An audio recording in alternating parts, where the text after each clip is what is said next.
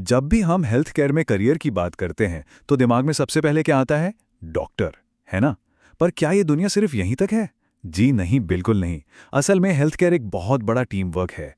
तो आज हम बात करेंगे उन शानदार और ज़रूरी करियर ऑप्शंस के बारे में जो डॉक्टरी के अलावा भी मौजूद हैं और समाज में एक बहुत बड़ा बदलाव लाने का मौका देते हैं। तो चलिए एक नज़र डालते हैं कि हम इस सफ़र में क्या-क्या जानने वाले हैं। हम हेल्थ केयर के सपोर्ट सिस्टम को समझेंगे, अलाइड हेल्थ और पैरामेडिकल में फ़र्क क्या है वो जानेंगे, कौन कौन सी स्पेशलाइजेशंस हैं ये देखेंगे, एडमिशन कैसे मिलेगा इस पर बात करेंगे, करियर का पूरा रोड मैप समझेंगे और आखिर में आपको अपना फैसला लेने में मदद करेंगे। तो चलिए सबसे पहले ये समझते हैं कि कोई भी हॉस्पिटल या क्लिनिक सिर्फ डॉक्टरों के भरोसे नहीं चलता। अरे, पर्दे के पीछे एक बहुत बड़ी टीम काम करती है जो असल में इस पूरे सिस्टम की रीढ़ की हड्डी है। तो ये लोग हैं कौन? ये सवाल आप जानते हैं हर उस स्टूडेंट के मन में आता है जो बायोलॉजी पढ़ रहा है कि अगर नीट में नहीं हुआ तो फिर क्या। तो अच्छी खबर ये है कि इसका जवाब मौकों की एक पूरी दुनिया है जहां आप लोगों की जान भी बचा सकते हैं और एक शानदार करियर भी बना सकते हैं। देखिए, किसी मरीज की देखभाल एक चेन की तरह होती है। डॉक्टर, लैब में टेस्ट करने वाले टेक्नोलॉजिस्ट और एम्बुलेंस में मौजूद इमरजेंसी टीम, हर कोई इस चेन की एक मजबूत कड़ी है। अगर एक भी कड़ी कमजोर पड़ जाए तो पूरा का पूरा हेल्थ केयर सिस्टम असर में आ जाता है। तो अब जब हम ये जान गए हैं कि टीम कितनी जरूरी है, तो चलिए इस टीम के दो सबसे बड़े हिस्सों को समझते हैं। एक है अलाइड हेल्थ और दूसरा है पैरामेडिकल। ये दोनों आखिर हैं क्या और इनमें क्या फर्क है? अच्छा, तो सबसे पहले बात करते हैं अलाइड हेल्थ की। ये वो एक्सपर्ट्स हैं जो बीमारी का पता लगाने में, मतलब डायग्नोसिस में और इलाज में यानी थेरेपी में मदद करते हैं। सोचिए, एक रेडियोलॉजिस्ट जो एक्सरे और एमआरआई देखकर रिपोर्ट बनाता है, या एक फिजियोथेरेपिस्ट जो मरीज को फिर से चलने फिरने में मदद करता है। और वहीं दूसरी तरफ हैं पैरामेडिकल प्रोफेशनल्स। ये तो हमारे फ्रंटलाइन हीरो हैं। जब कहीं कोई एक्सीडेंट होता है तो सबसे पहले एम्बुलेंस में पहुंचने वाले यही लोग होते हैं जो अस्पताल पहुंचने से पहले ही मरीज की जान बचाने की जंग शुरू कर देते हैं। तो इसे एकदम आसान शब्दों में समझते हैं। अगर आपको जांच पड़ताल, टेक्नोलॉजी और किसी मरीज को धीरे धीरे ठीक होते देखने में दिलचस्पी है तो अलाइड हेल्थ आपके लिए है।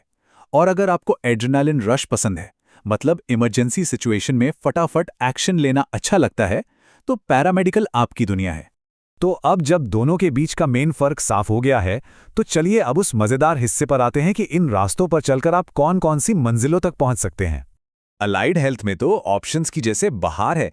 आप एक मेडिकल लैब टेक्नोलॉजिस्ट बनकर बीमारियों की जड़ तक पहुंच सकते हैं, या एक ऑपरेशन थिएटर टेक्नोलॉजिस्ट बनकर सर्जरी के दौरान डॉक्टरों के हाथ बटा सकते हैं, या फिर एक फिजियोथेरेपिस्ट बनकर किसी को दोबारा अपने पैरों पर खड़ा कर सकते हैं। और पैरामेडिकल फील्ड में आप उन हालात के लिए तैयार होते हैं जहां हर एक सेकंड की कीमत होती है।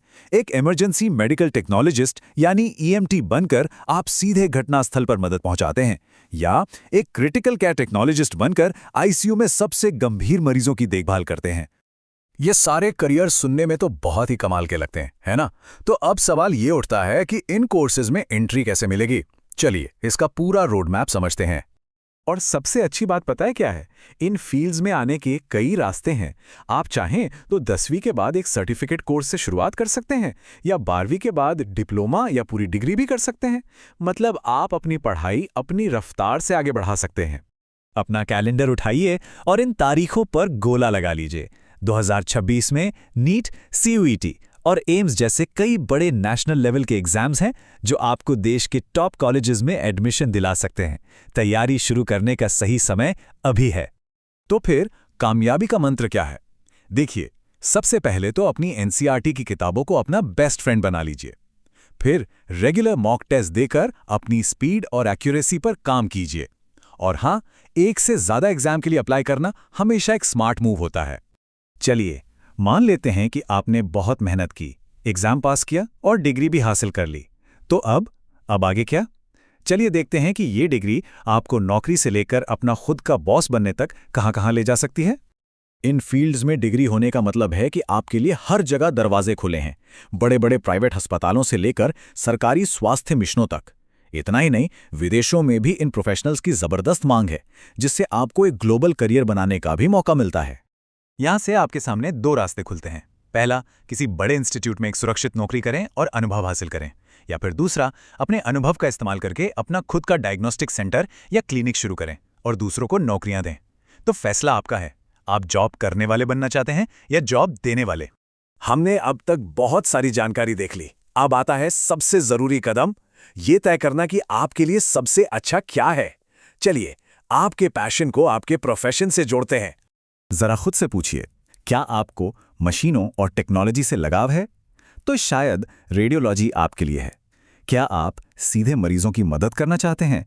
तो फिजियोथेरेपी या नर्सिंग के बारे में सोचिए।